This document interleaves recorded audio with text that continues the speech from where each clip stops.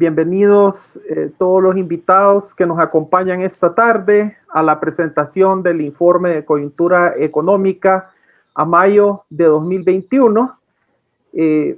Valga la redundancia mencionar pues que el informe pues contiene toda la información de la cual hemos tenido disponible hasta este día.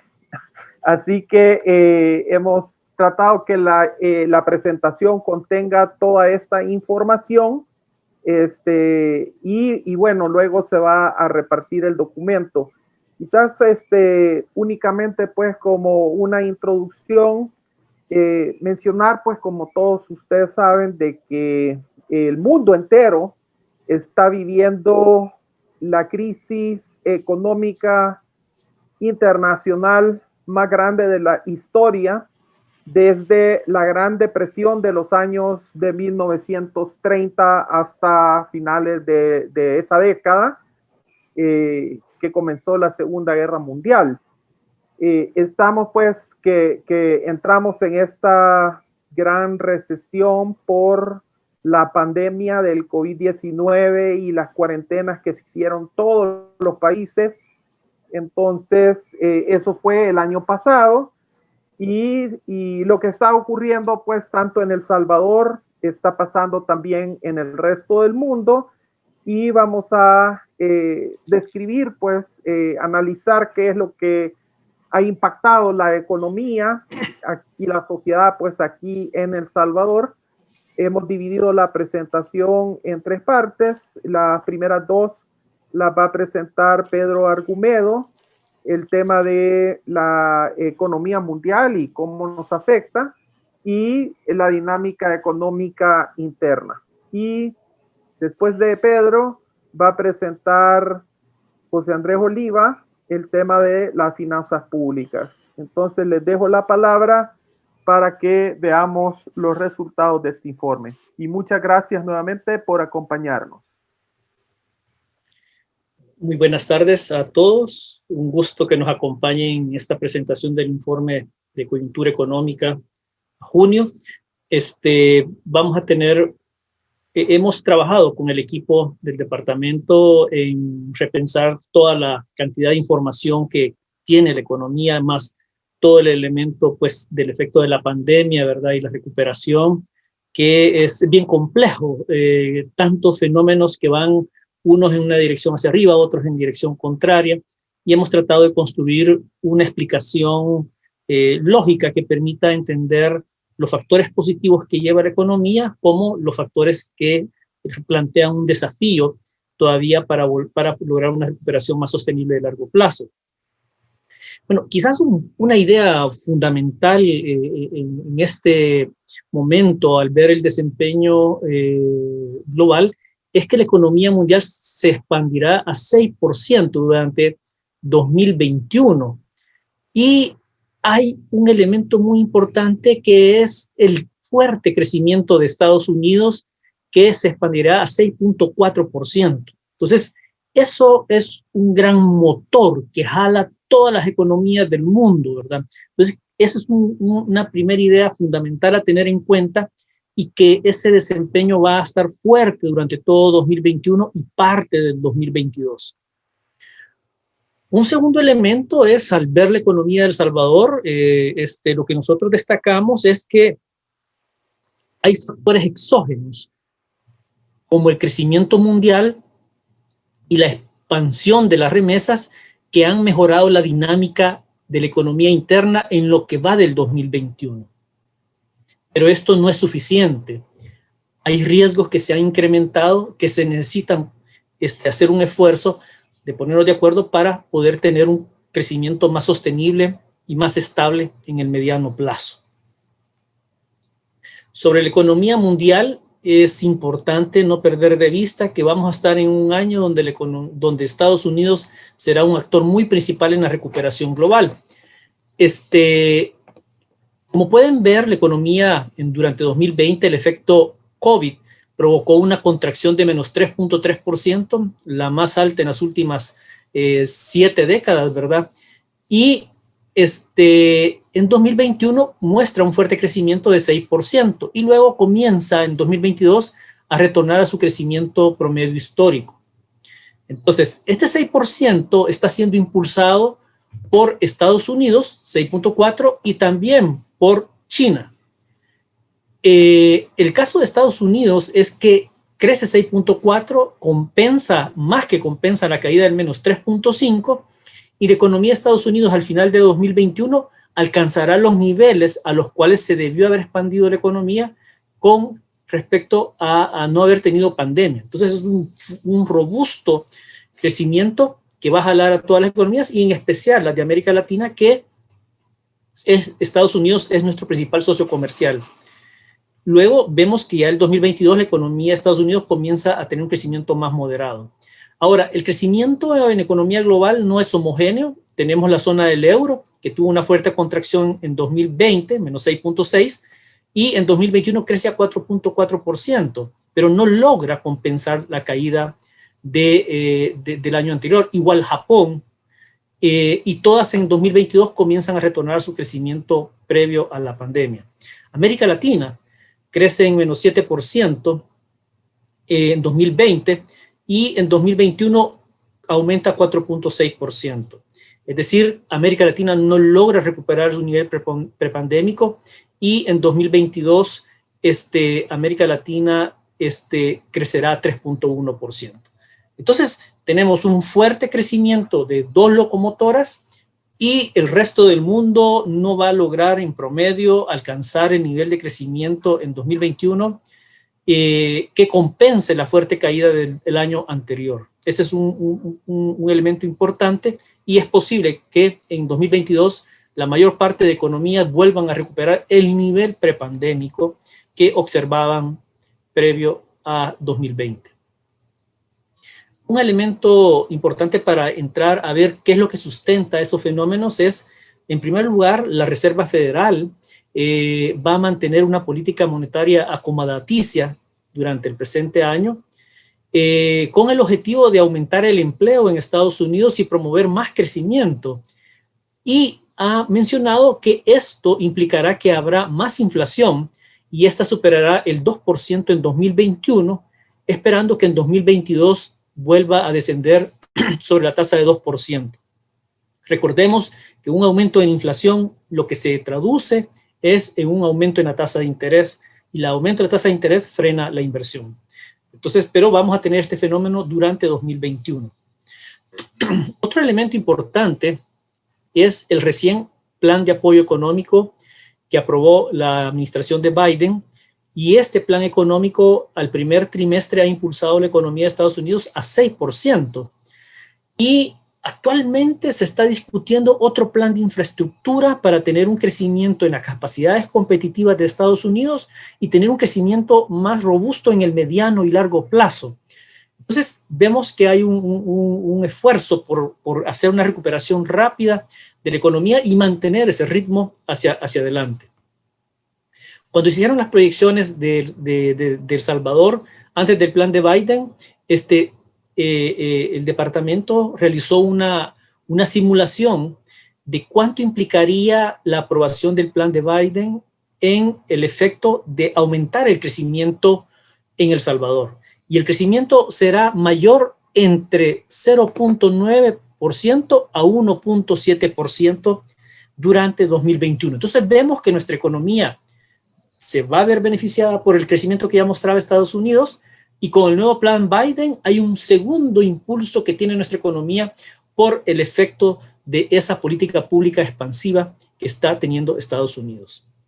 Otro elemento importante es que la Organización Mundial del Comercio en sus proyecciones ha planteado que el comercio mundial se recuperará en 8% en 2021 y descenderá en 2022 alrededor de 4%. Entonces, Estados Unidos y junto a China van a hacer crecer la economía y el comercio mundial se dinamizará, y esa es una oportunidad para los países más débiles para poder aprovechar el comercio como una herramienta de recuperación durante 2021.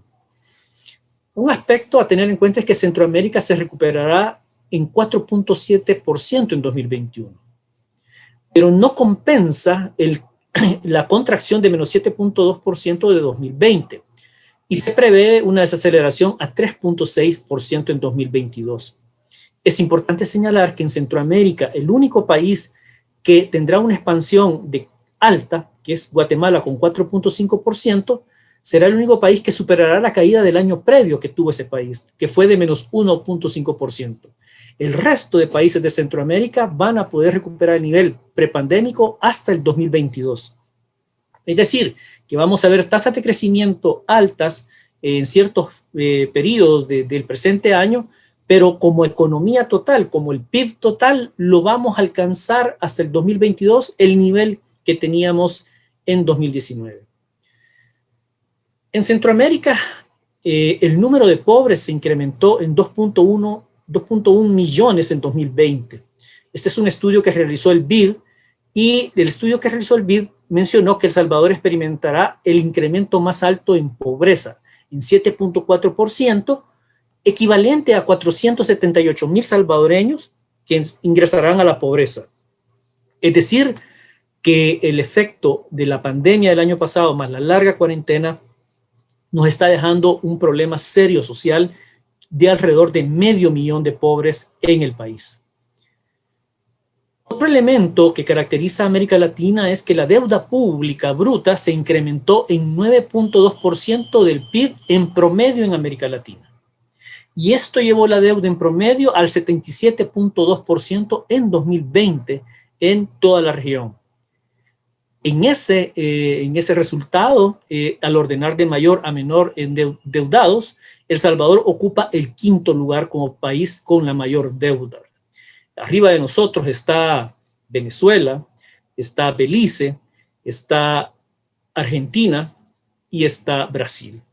Los primeros 3 países están con un serio problema de default, y Brasil está con una situación económica débil, vulnerable, pero no está todavía en situación de default, y nosotros que estamos en un proceso de negociación de un acuerdo con el Fondo Monetario. Es decir, hay elevado deuda que aumenta los riesgos de la sostenibilidad de las economías en la región. Dejamos el plano internacional y veamos qué es lo que pasa en economía local, ¿verdad? Y aquí siempre hay factores exógenos como el crecimiento mundial y las remesas van a mejorar la dinámica de la economía salvadoreña. Esos van a ser 2 motores que vienen exógenos a lo que haga internamente la economía. Pero adicionalmente hay otro fenómeno que se observa cuando vamos teniendo datos mensuales que estamos comparando del 2021 con datos mensuales del periodo de la pandemia. Y ese periodo de la pandemia, la economía estaba cerrada en un 52% de todas las actividades económicas, y el PIB y la actividad económica había caído profundamente. Entonces nos estamos comparando ahora con un nivel bien bajo producto del periodo de la cuarentena. Entonces ahí hay un efecto rebote que es puramente estadístico. Entonces debemos de tener en cuenta esos factores exógenos que nos jalan la economía, más el efecto rebote, ¿verdad? Que antes teníamos cuarentena y este año no tenemos cuarentena, y solo haber descontado ese fenómeno de la cuarentena nos da un efecto crecimiento, porque nos estamos comparando con un periodo donde pasamos más de 6 meses sin que muchos sectores de la actividad económica produjeran valor agregado. Una primera mirada a lo que le pasó a la economía en 2020, y este es un dato que tomamos del Banco Central, es el PIB nominal. Y acá lo que queremos ilustrar es que cuando observamos el PIB nominal por el lado de la demanda, vemos que el gasto de consumo final, vemos que en el caso de los hogares tuvieron una fuerte contracción. Comparando 2020 con 2019, se disminuyó en 2.486 millones el consumo de los hogares. Y esto representó una contracción de menos 11%. No obstante, sabemos que el gasto público incrementó de manera considerable, y aquí tenemos un aumento de 410 millones, en donde el gobierno aumenta su gasto de consumo en 9.4%. Ahora, ese aumento del gasto público solo representó el 16% de la contracción del sector privado. Entonces, y sabemos que el año pasado terminamos sumamente endeudados, pero la clave de la recuperación económica está en cuanto hagamos volver a que los hogares tengan la capacidad de compra, tengan empleo, tengan ingreso para que esto se recupere. Entonces, un primer mensaje es, tuvimos una fuerte contracción del consumo el año pasado de menos 7.7%, explicado en buena parte por el consumo privado, pero el gasto público tuvo un pequeño efecto compensador de 16%. Entonces, la clave en 2021 está en que los hogares puedan tener un mayor crecimiento. Por el lado de la formación bruta de capital fijo, la inversión privada se contrajo entre 2020 y 2019 307 millones, es decir, una contracción de menos 7.6. Pero observen los problemas que también hubieron en la parte fiscal, es que se castigó la inversión pública, porque la inversión pública se contrajo en menos 163 millones con una contracción de menos 22.9%. Es decir, fue mucho más fuerte que la caída de la inversión privada y eso reforzó la contracción de la economía. Un dato que nos preguntamos por qué razón es tan alto es la variación de existencia, ¿verdad?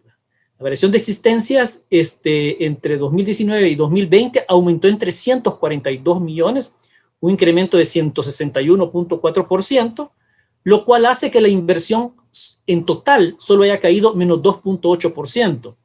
Entonces aquí nos hace muy complicado y aquí el Banco Central tendrá que explicar por qué la variación de existencias compensa prácticamente todo el gran ajuste de la inversión y tenemos al final del periodo una contracción moderada de la formación bruta de capital de menos 2.8%, cuando sabemos que el sector construcción fue uno de los sectores no esenciales y prácticamente todas las obras del sector privado estuvieron varadas. En el tema de exportaciones hay que tener en cuenta que tenemos bienes y servicios, y los servicios en los últimos 10 años han tenido un fuerte dinamismo. En el caso de los bienes, las exportaciones de bienes se contrajeron en menos 590 millones, es decir, uno cayó en menos 12.4%, pero los servicios se contrajeron en 1.102 millones, una fuerte contracción de menos 34.1%, y aquí tenemos que tener en cuenta que la actividad económica se debilitó por la cuarentena y también por el distanciamiento social, porque aunque abrimos el aeropuerto en septiembre de 2020, el tráfico de pasajeros se mantuvo bajo, y esto es porque el COVID estaba presente y la gente, por temor a contagiarse, no hacía turismo, y no hace turismo totalmente hasta esta época, porque está el tema de la pandemia y se requiere distanciamiento social, y en servicios están muchas actividades como el turismo que son de contacto social. Entonces, hay que tener en cuenta que también ciertas actividades, como el caso de servicios y el caso de turismo, van a ser los últimos en recuperarse durante el 2021 por el fenómeno del contacto social. Y las importaciones de bienes y servicios se contrajeron en 1.632 millones, un 13%, mostrando que los salvadoreños consumieron menos bienes de consumo, menos bienes intermedios y menos bienes de capital, porque la economía se contrajo. Entonces aquí también vemos una fisonomía de lo que de la pérdida de capacidad de compra del sector privado, también en la pérdida de compra de importaciones. Dicho esto, este fenómeno de la contracción del sector privado y sus relaciones con la economía mundial, lo vemos que durante 2020 por primera vez tuvimos un superávit de cuenta corriente de 0.5% del PIB. Y esto es el superávit, creo que tenemos desde los finales de los años 80, creo que no teníamos un superávit, y lo podemos ver en que sí tuvimos un déficit del sector público no financiero de menos 10.1, o sea, el sector público se endeudó fuertemente con financiamiento externo, pero el sector privado, o sea, fue tanta la contracción del sector privado que nos llevó hasta un superávit de 0.5% en 2020. Entonces, ahí también observamos con esta otra fuente de información el enorme ajuste que presentó el sector privado durante la pandemia de 2020. Ahora, ¿cómo ha caminado la economía durante la reapertura, apertura y el primer trimestre del 2021. Acá tenemos el indicador de ventas que elabora FUSADES y podemos observar como esta caída en B que tiene la actividad económica, y al primer trimestre el indicador de ventas trimestral nos indica que fue negativo, menos 16 fue el saldo neto. Entonces hubo más empresas que vendieron menos en el primer trimestre que las que vendieron más en ese primer trimestre. Hay dos sectores que fueron superiores al promedio, que es el caso de la industria con 0.6, que ya es positivo, y seguido de comercio. Como pueden ver, industria, buena parte del sector industrial exporta. Y ya hemos dicho que la economía mundial crece fuertemente por la exportación, y aquí es donde vemos que sectorialmente identificamos que ese impulso está dado por ahí en el lado del sector industrial. Y lo otro que hemos destacado es que también ha habido un fuerte aumento de remesas, y con esas remesas los consumidores tienen para comprar, principalmente en comercio, y aquí es el sector que vemos también que se mejora. Por el otro lado, los que están debajo del crecimiento promedio del indicador de ventas es servicios, y ahí es donde mencionamos que también el distanciamiento social hace que vaya lento, ¿verdad? Porque hay más temor de contagiarse por aquellas actividades de contacto social. Y en último lugar es el sector construcción, que está afectado por la cuarentena, por la incertidumbre que existe, ¿verdad? Y entonces va en un desempeño menor, ¿verdad? Entonces, esto lo tenemos al primer trimestre. No obstante, les queremos presentar nuestro indicador de ventas mensual, que lo tenemos a mayo. Ayer lo tuvimos el dato, o sea, es un dato casi salido del horno, por decirlo así. Lo que nos llama la atención del indicador de ventas mensual, que muestra esta V de caída y recuperación, es que prácticamente desde marzo, abril y mayo se ha quedado parqueado en 22.8. Es decir, tenemos una recuperación, pero hay un fenómeno que como que ya tocamos, por decirlo así, el techo de esa recuperación, y ese es un mensaje que queremos dejar, porque este último dato de mayo nos confirma de que la economía pues ya llegó como a una meseta, por decirlo así, del fenómeno del rebote y la recuperación que muestra el indicador de ventas. Sí, tal vez nos muestra que abril y mayo, el segundo trimestre va a ser más positivo que el primer trimestre, porque nos vamos a comparar con el trimestre más golpeado por la pandemia, ¿verdad? Igual acá en el indicador trimestral. Ahora, es importante, consideramos en la discusión que tuvimos en el equipo del departamento, este tema del rebote, ¿verdad? Y entonces, ¿cómo entra ese tema del rebote? Es decir, porque si vemos tasas de crecimiento altas, uno dice, wow, estamos creciendo súper bien, ¿verdad? Y estamos haciendo las cosas lo mejor posible. Entonces, creo que aquí es donde nosotros queremos aportar a la discusión un concepto del rebote. Entonces, acá tenemos el consumo mensual de electricidad, y observamos cuando entró la cuarentena que el consumo de electricidad se contrajo fuertemente en menos 20%. Y luego, con la reapertura, comenzó la demanda a recuperarse, y ven que hasta septiembre llegamos a un nivel y nos quedamos estancados otra vez en estos meses, porque volvimos a la normalidad de los meses previos en términos de tasa de variación. Pero a medida que avanzamos en 2021 y entramos a compararnos con los meses de la caída, vemos este aceleramiento. Y este aceleramiento es 18.77 hasta abril. Entonces, lo que nos está diciendo es que como nos estamos comparando con el periodo de la cuarentena, tenemos un efecto rebote.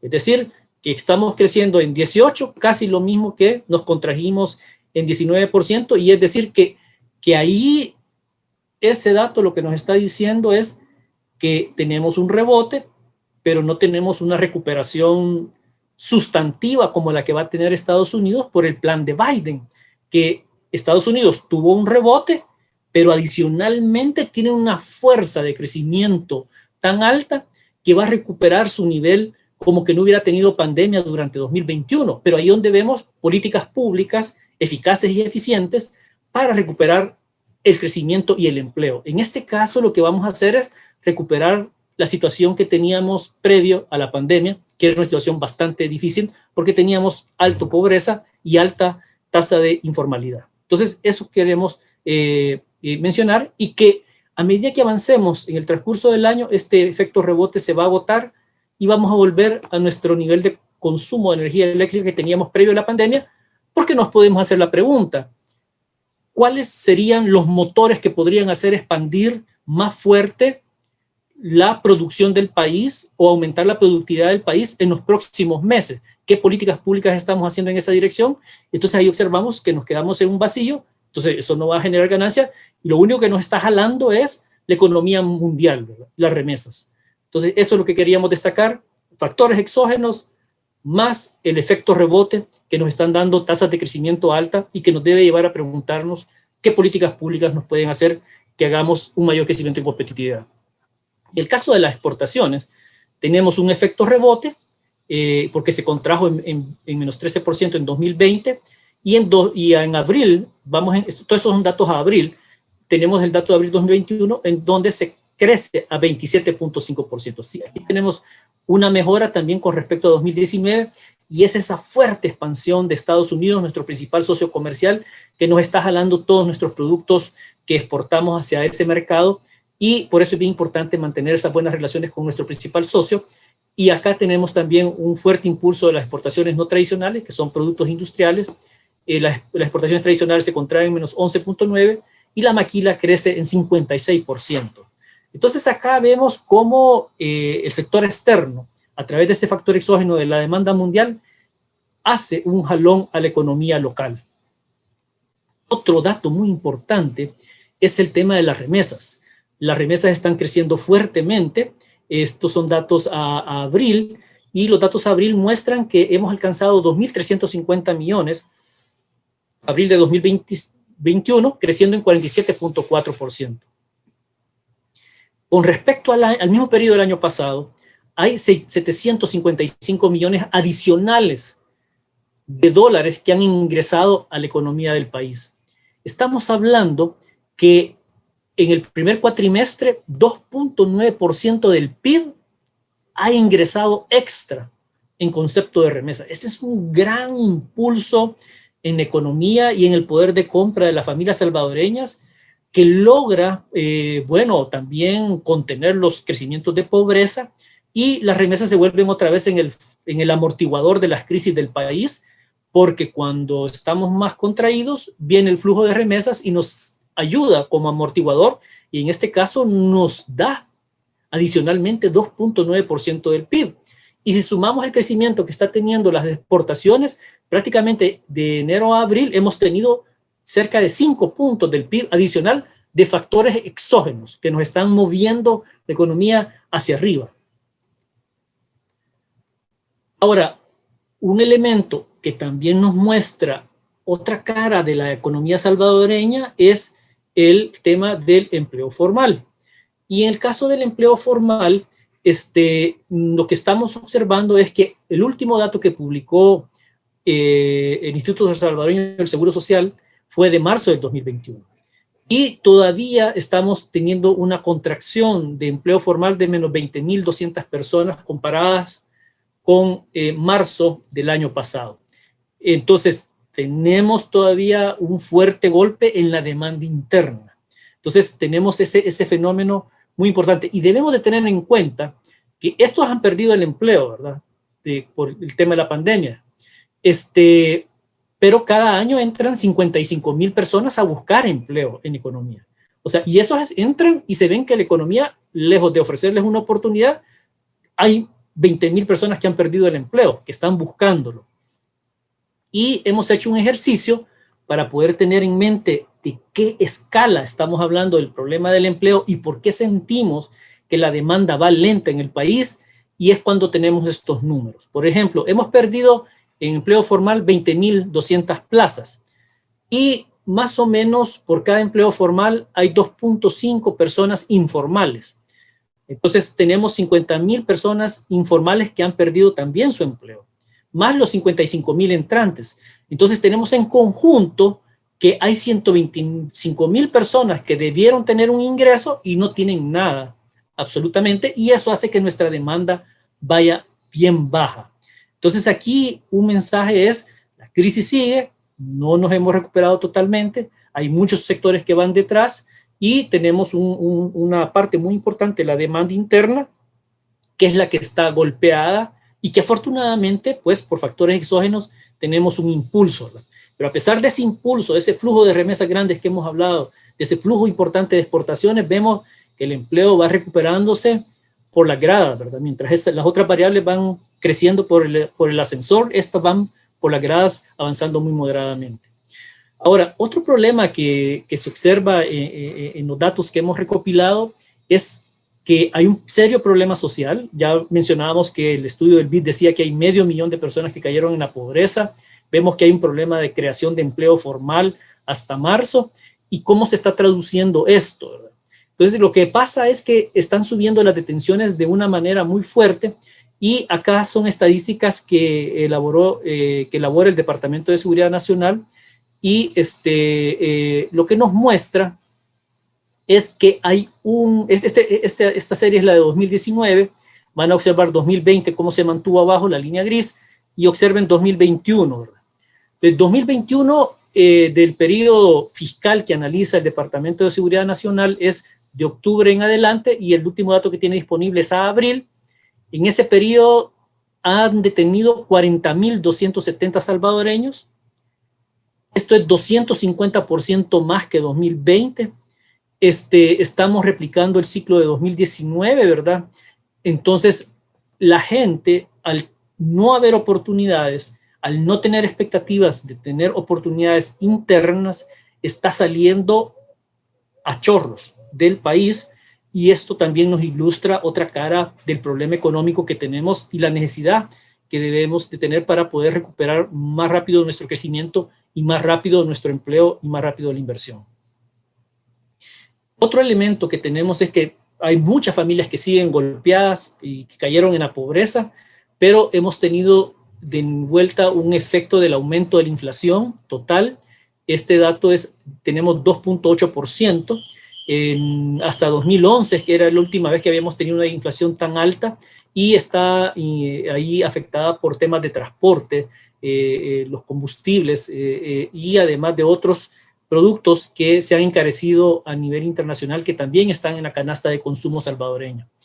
Y Estados Unidos está a 4.2%. Y se acuerdan aquello que les mencionaba al principio, que la Reserva Federal había dicho, bueno, vamos a tener inflación arriba del 2% durante 2021, y porque tiene una política monetaria y fiscal expansiva, ¿verdad? Entonces van a dejar que la inflación aumente, pero esto tiene un efecto también, no podemos perder de vista, en la tasa de interés, ya que nosotros necesitamos bastante endeudamiento en el transcurso del año.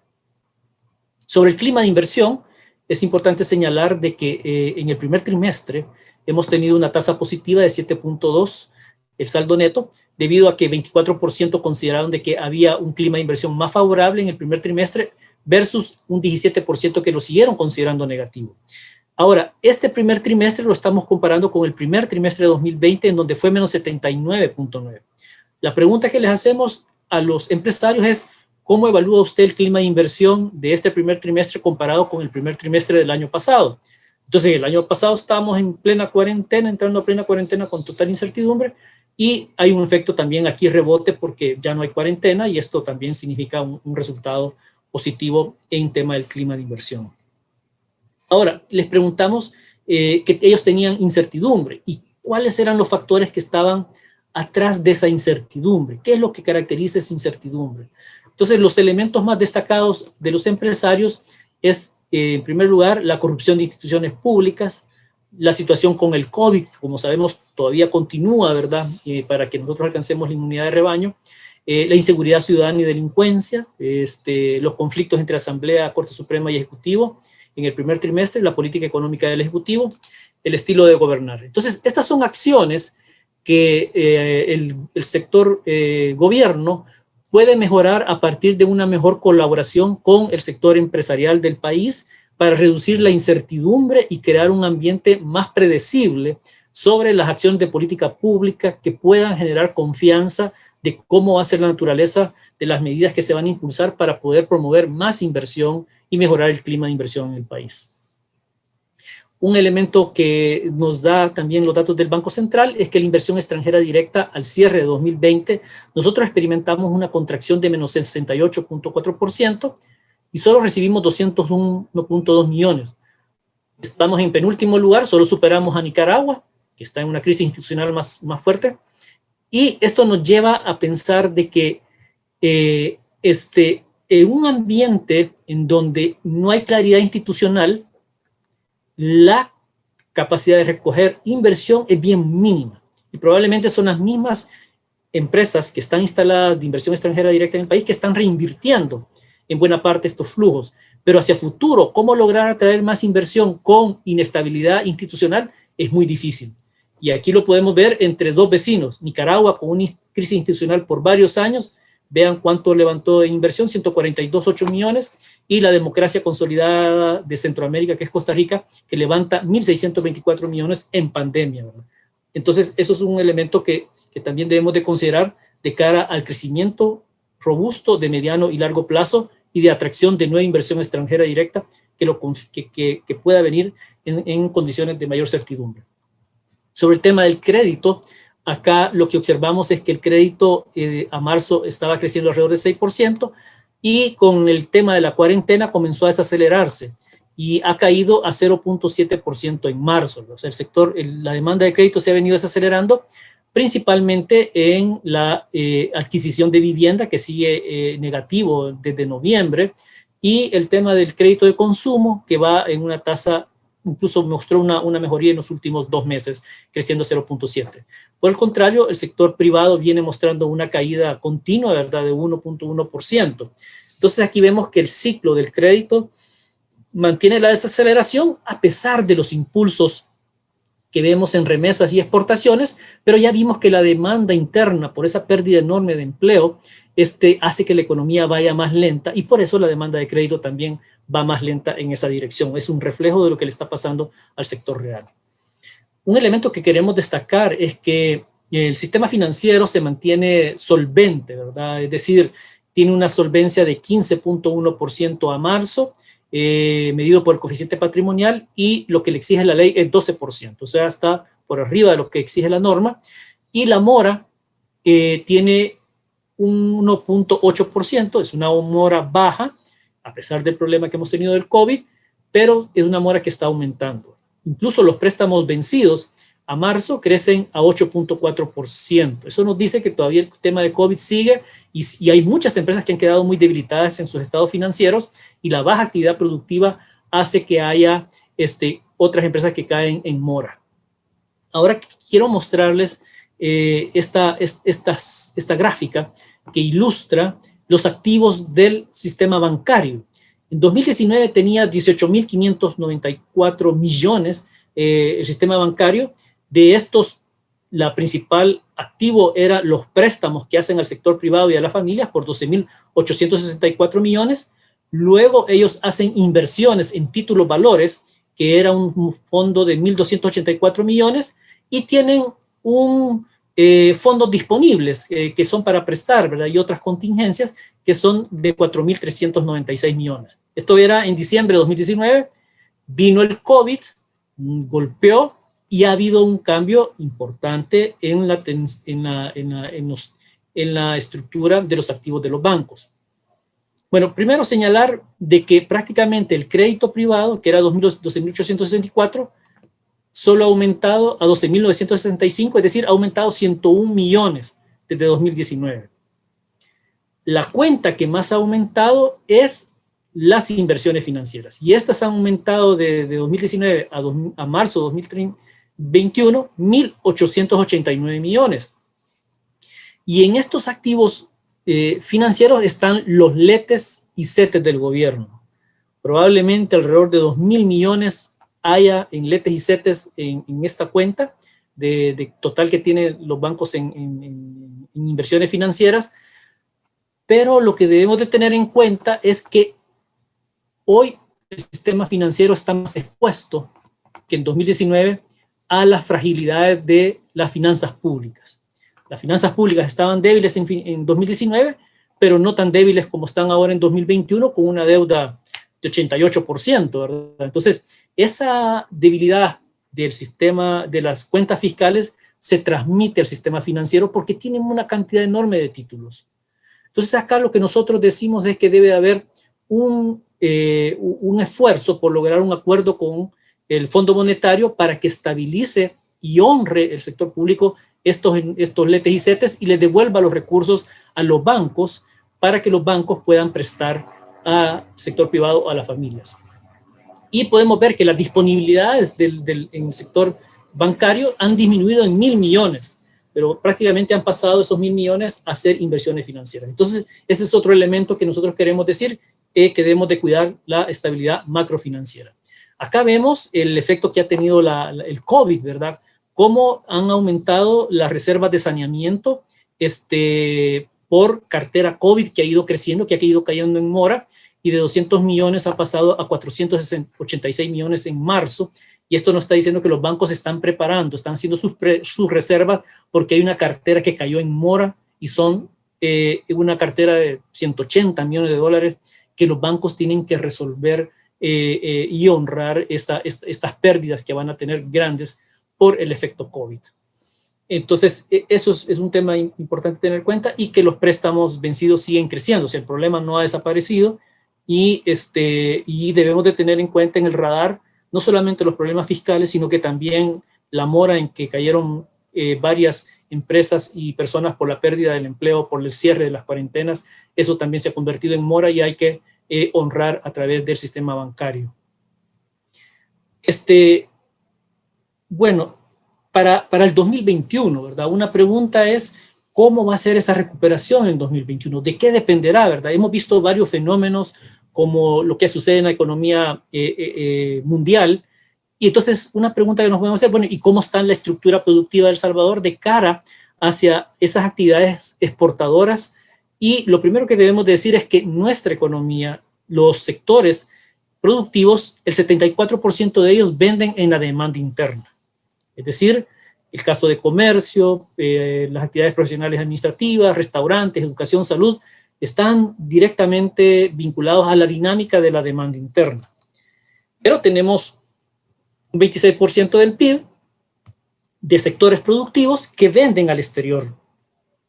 Van unos que hay 11 sectores que venden más del 30%, hasta el 80%, como es el sector maquilador, que vende sus productos al exterior, ¿verdad? Entonces, esos sectores, claro, la demanda mundial aumenta y engranaje da vueltas a una mayor velocidad que va más lento. Entonces, esos sectores se ven beneficiados, como el caso de café, textiles, pesca, alojamiento, transporte, que son beneficiados por ese mayor dinamismo de la demanda mundial. Pero entre estos sectores, el sector turismo exportador y los sectores de la demanda interna, como restaurantes y hoteles, están afectados por el distanciamiento social. Es decir, hay muchas actividades productivas del país, que son 54% del PIB, que demandan interacción social. Entonces, eso hace que también esos sectores vayan más lentos, porque todavía está el problema del COVID y hay cierta desconfianza, y los consumidores actúan más cautos con respecto al tema de distanciamiento social que todavía existe. Entonces, un factor positivo que nosotros tenemos acá en esta demanda externa es el efecto de la recuperación mundial, principalmente de Estados Unidos, y eso va a ser un motor de expansión, pero el único tema es que es 26% del PIB que se ve beneficiado por ese fuerte impulso. Y por el otro lado, de la demanda interna, bueno, esto en el distanciamiento social va a ser muy favorecido por la velocidad de vacunación que ha ido creciendo de manera muy importante en el país, y eso es muy importante para el segundo semestre del año, porque probablemente el segundo semestre, bueno, una meta de Estados Unidos es que en verano se logre la vacunación completa, y los salvadoreños en el exterior con esa vacunación van a comenzar a venir en mayor cantidad, y en la medida que haya más vacunados aquí en el país a nivel interno, eso va a aumentar los flujos, y eso va a hacer que el engranaje interno y este distanciamiento social se vuelva como menos representativo para las actividades productivas. El otro desafío es, bueno, cómo aumentamos el empleo interno. Ya hablamos de esos 125,000 que han perdido, no tienen ingreso, y es muy importante la recuperación del empleo en esa línea. Y el fuerte incremento de las remesas, ¿verdad?, que van a crecer arriba de dos dígitos en el presente año, y en los primeros 4 meses del año le han aportado 2.9% del PIB adicional, ¿verdad? Entonces, eso es un fuerte incremento. Solo el incremento de las remesas en estos primeros 4 meses del año es equivalente, hablábamos con el equipo, que era equivalente a 2 fomilenios, o es equivalente a 2 meses completos de pago de la planilla del sector privado en el seguro social. Entonces, es como que tengamos un fuerte incremento en estos primeros 2 meses debido a las remesas, y eso hace que la economía vaya con una mejor velocidad. Ahora, lo que tenemos en economía es que tuvimos una fuerte caída. Este es el tema del efecto rebote, ¿verdad?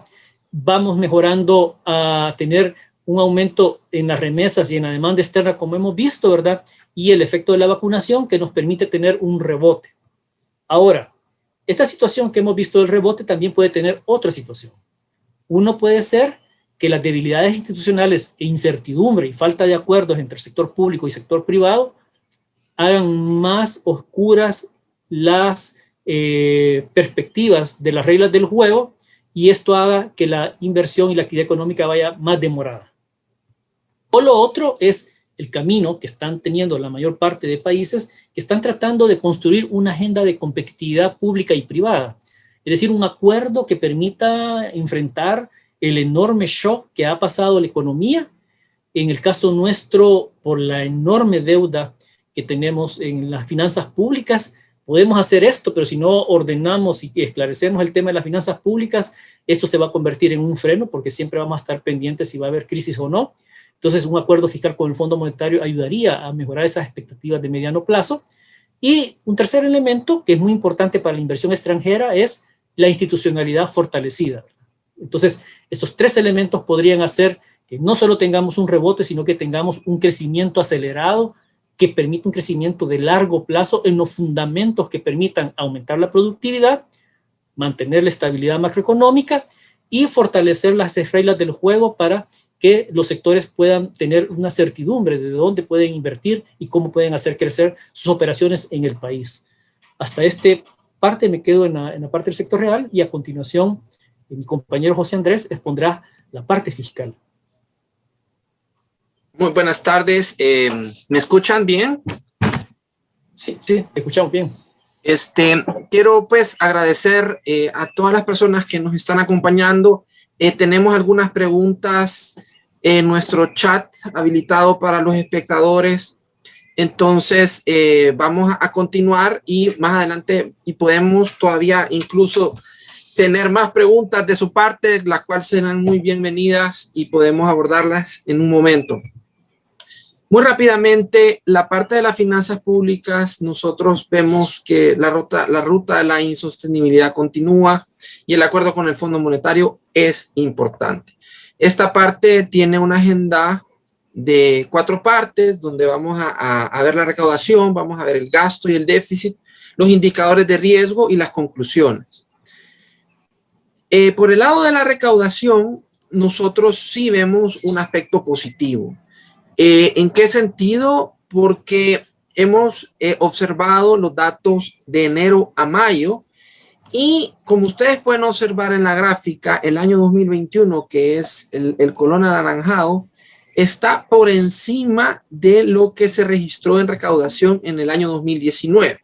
¿Por qué hacemos esta comparación? Porque el año 2020 fue el año de la pandemia, más concentradamente.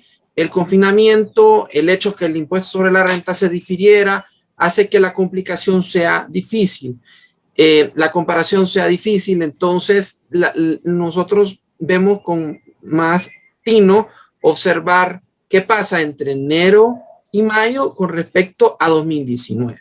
Y ahí la tasa de crecimiento llega a 12%, lo cual es positivo.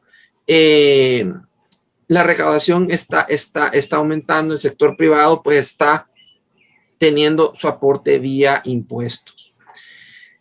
Una cosa que queremos destacar es cuando uno observa los componentes de la recaudación, el IVA pues es un pilar importante, y dentro del IVA tenemos el IVA importación. Entonces hicimos un ejercicio donde mirábamos, bueno, como ustedes pueden observar, están las remesas, y está la recaudación de IVA importación, y tienen una sincronía muy fuerte, estructural en los años anteriores a la pandemia. Entonces hicimos un promedio condicional, que es esa línea negra que está ahí, y lo mantuvimos fijo hacia adelante.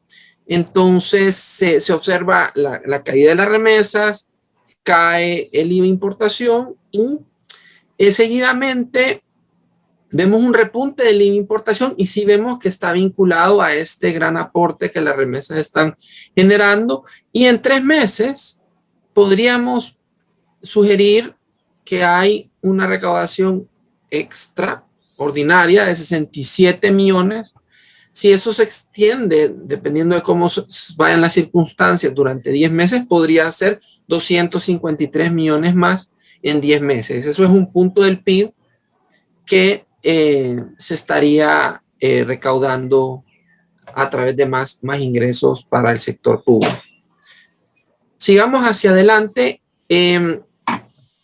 Una cosa que destaca la comparación, tomando los últimos datos disponibles entre enero y abril, es cómo el gasto ha tendido a decrecer. El gasto total ha decrecido menos 6.2% comparando 2020 con 2021. Ya vamos a entrar en un poco de detalle, pero hay algunos gastos que son de emergencia que se realizaron en el 2020 y no en el 2021. Sin embargo, sí vemos un ascenso sustancial si lo comparamos en la situación prepandemia, es decir, 2019, donde enero a abril estaría teniendo un aumento de 18.9%, lo cual es sustancialmente alto de acuerdo a el registro histórico que se tiene. Ustedes pueden ver en la gráfica cómo ese punto de todo el gasto entre enero y diciembre es más alto en 2020 que en 2019.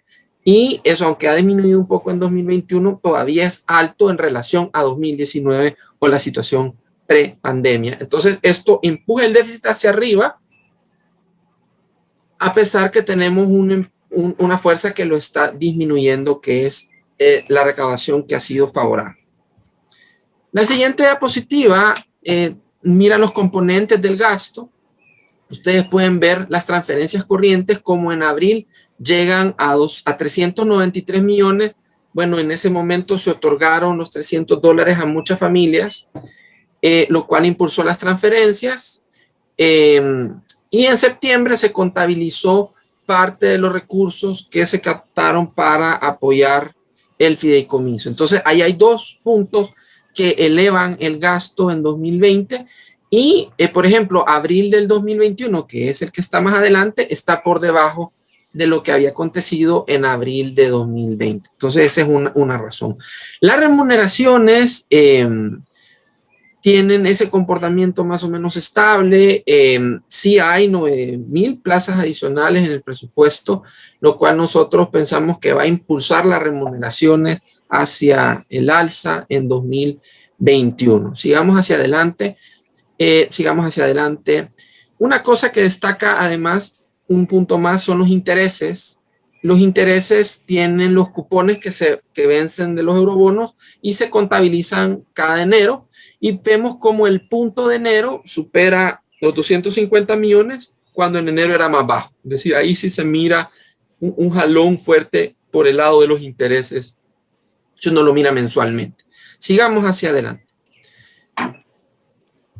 Si uno compara los componentes de forma acumulada, lo que destaca en proporción es el aumento de los intereses, que es 26% más, llegando a 554 millones.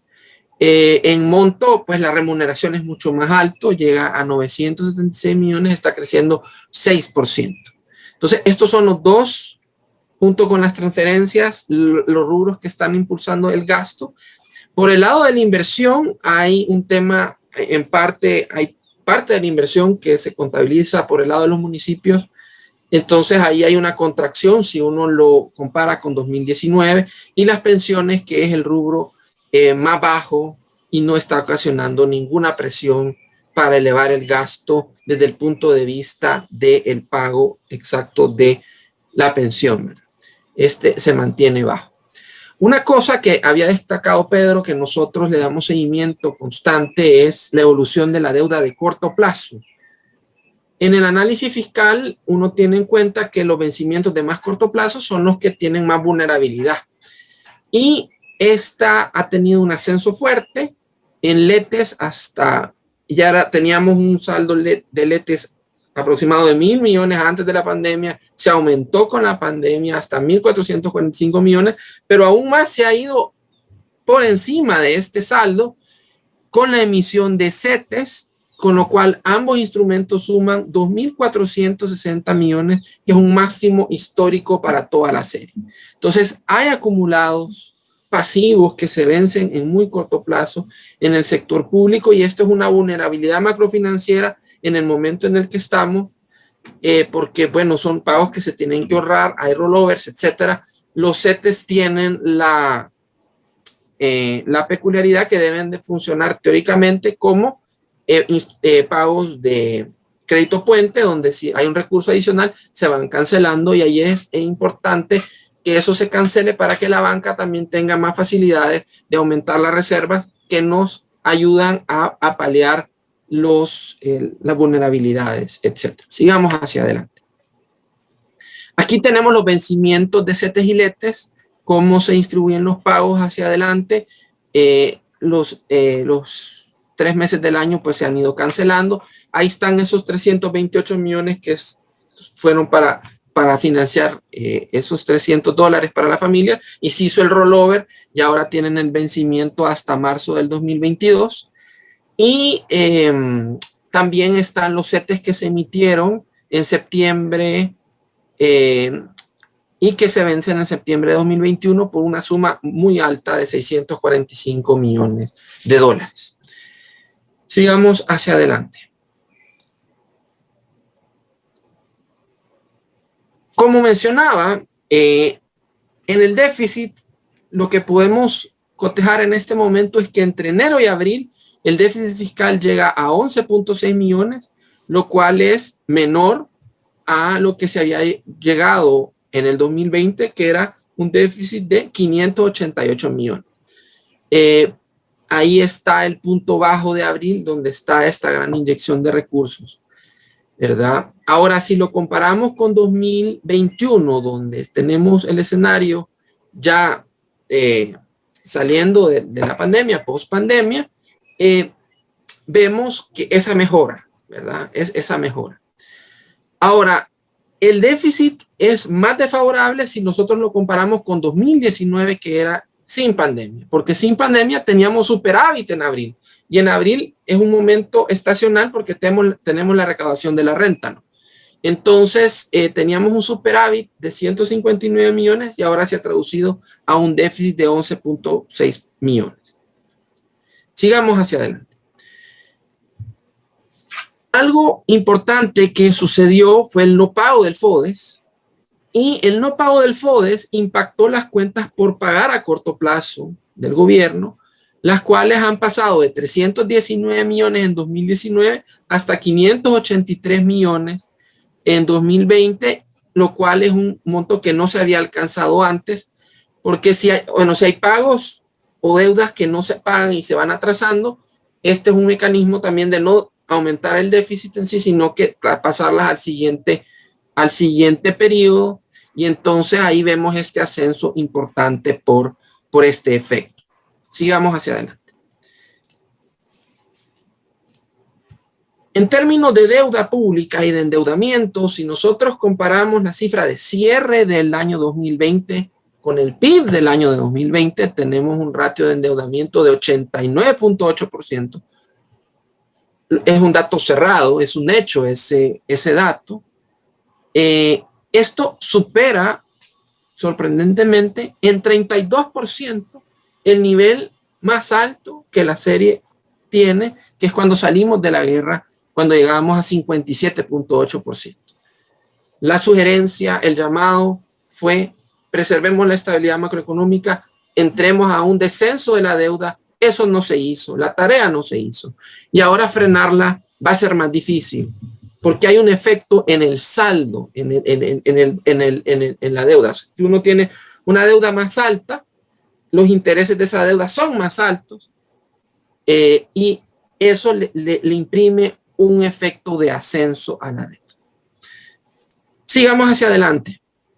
3 diapositivas adicionales para finalizar.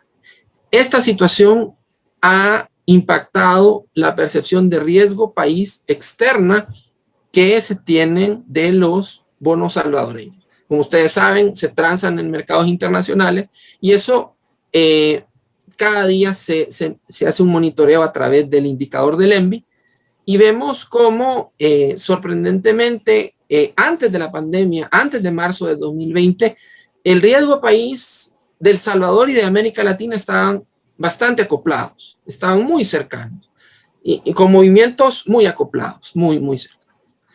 Cuando viene la pandemia, todos los países entran a tener más riesgo, América Latina sube, El Salvador sube más, el riesgo de El Salvador sube más y desde entonces esa sincronía ya no se tiene.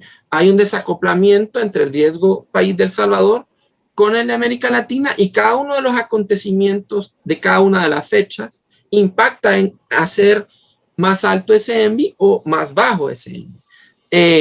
Uno puede destacar con el anuncio del Fondo Monetario como el ENVI tuvo cierto descenso, con lo que pasó el 1 de mayo tuvo un ascenso abrupto y de hecho desde el anuncio hasta esta fecha lo que vemos es un ascenso paulatino en el ENVI y una ampliación de la distancia con América Latina. Estos riesgos no se han elevado más porque los agentes financieros están a la espera y a la expectativa de que se concretice el acuerdo con el Fondo Monetario. Siguiente diapositiva, vemos la evolución de los precios de los eurobonos, como alrededor de 19 de marzo ya estaban entrando en una tendencia a disminuir. El 1 de mayo, ya el 3 de mayo, donde abrió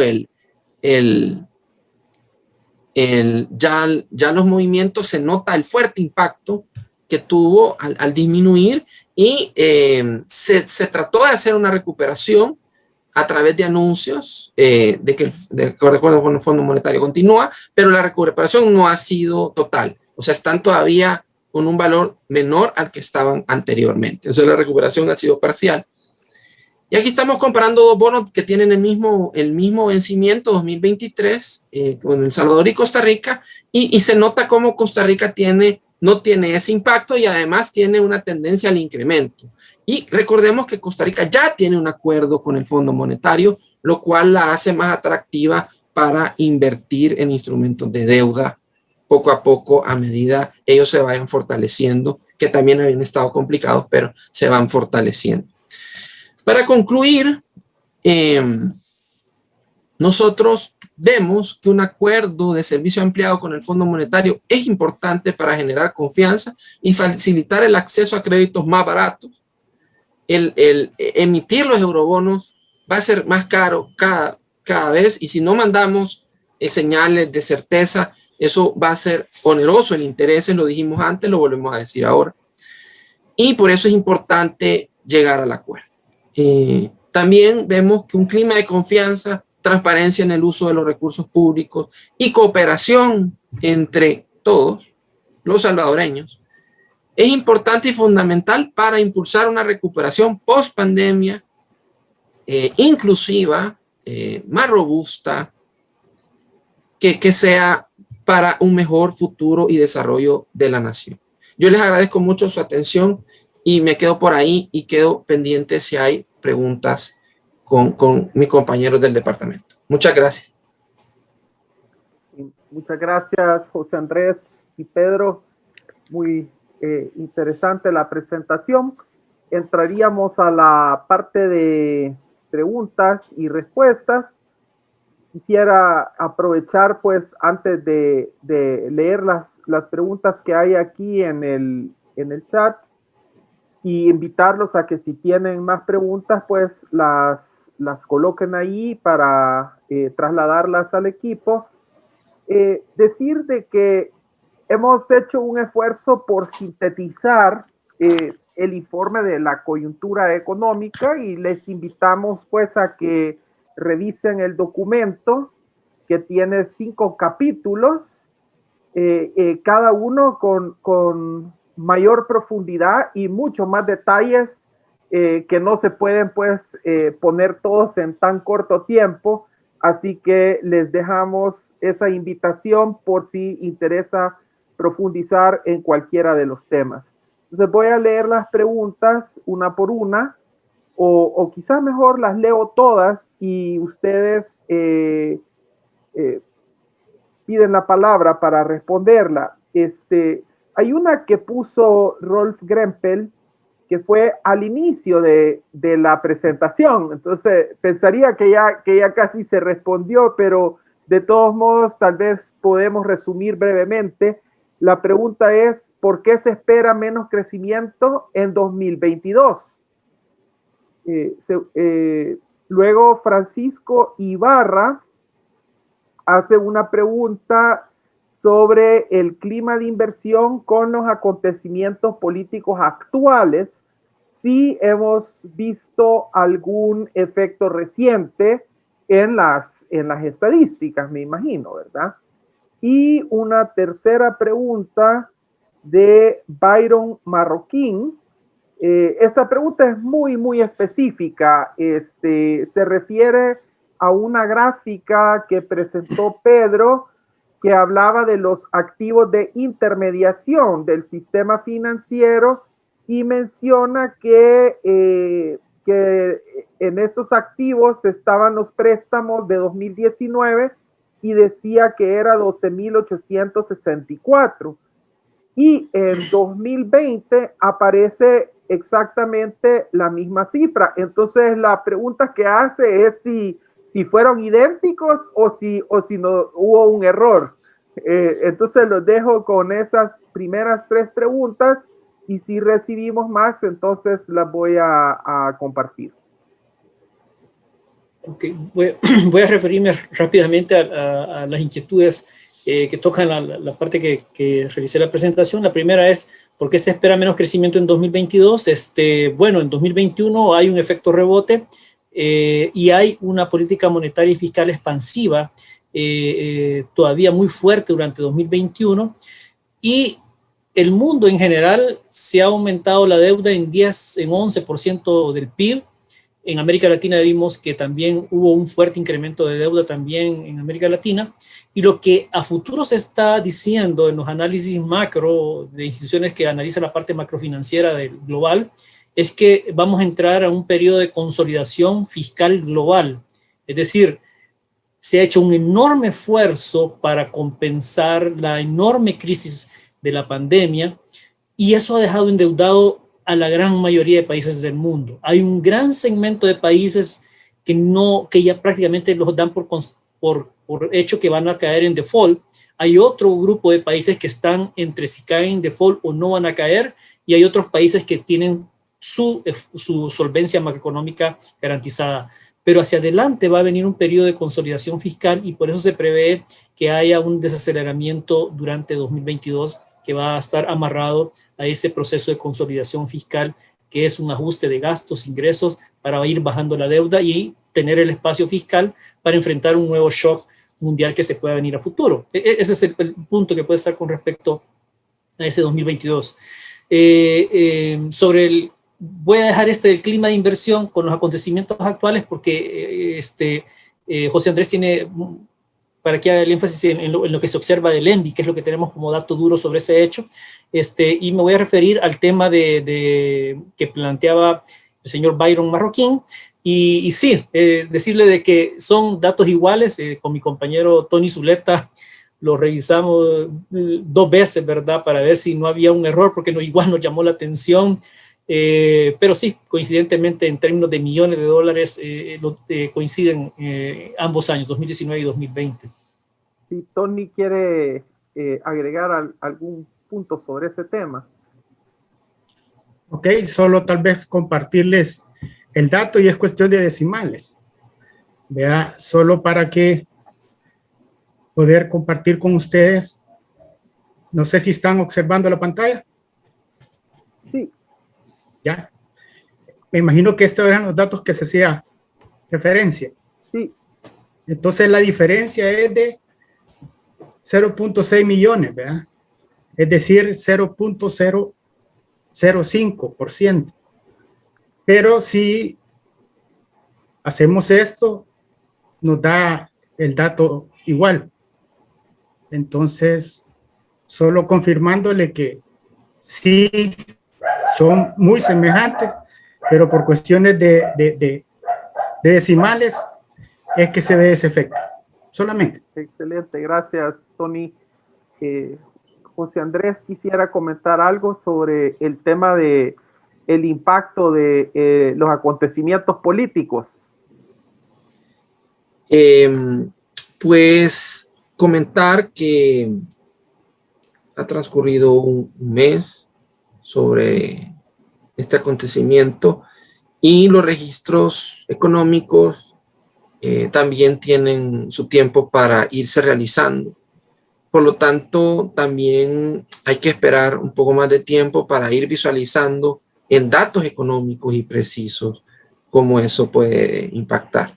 Sin embargo,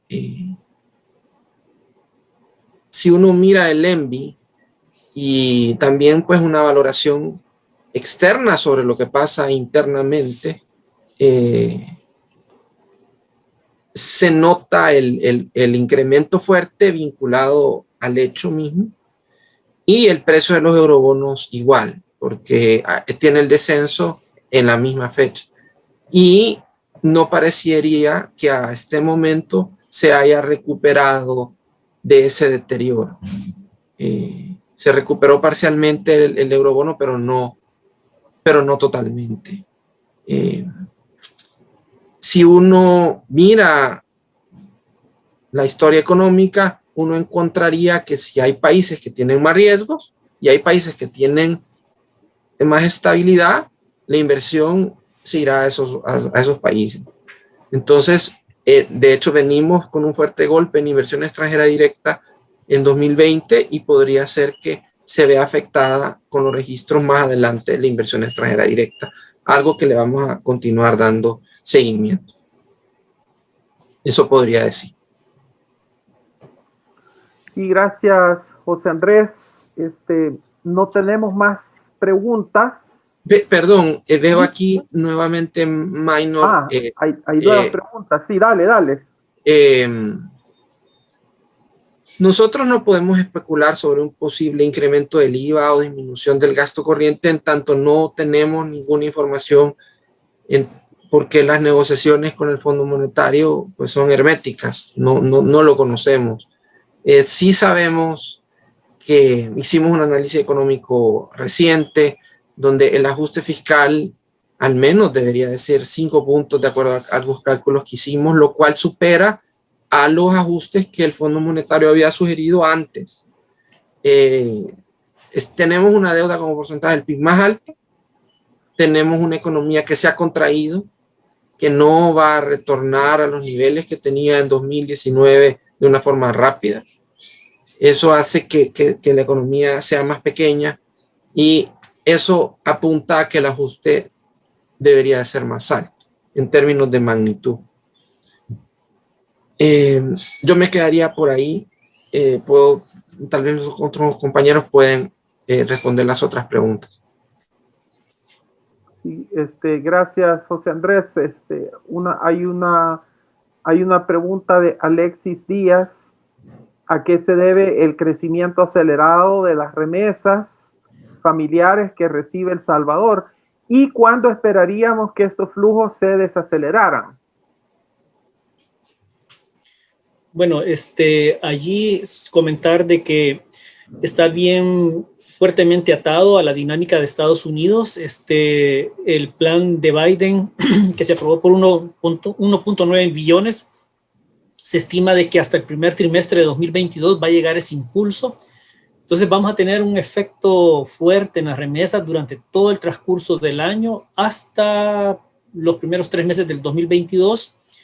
Y falta que ver si logran aprobar ese programa extra de infraestructura que podría darle un aliento adicional al efecto remesas, porque es sector construcción y muchos salvadoreños del exterior trabajan en el sector construcción. Entonces, entonces podríamos decir de que con base a la política pública expansiva del plan de Biden, ese efecto de remesas nos va a llegar hasta marzo, así con un crecimiento excepcional, ¿verdad? De 2 dígitos para arriba. y luego pues comenzar otra vez a descender a su tendencia normal, que antes de la pandemia crecía 4.8% más o menos. Entonces, ese es el punto. Sí, gracias, Pedro. Aquí hay otra pregunta que me la hacen a mí.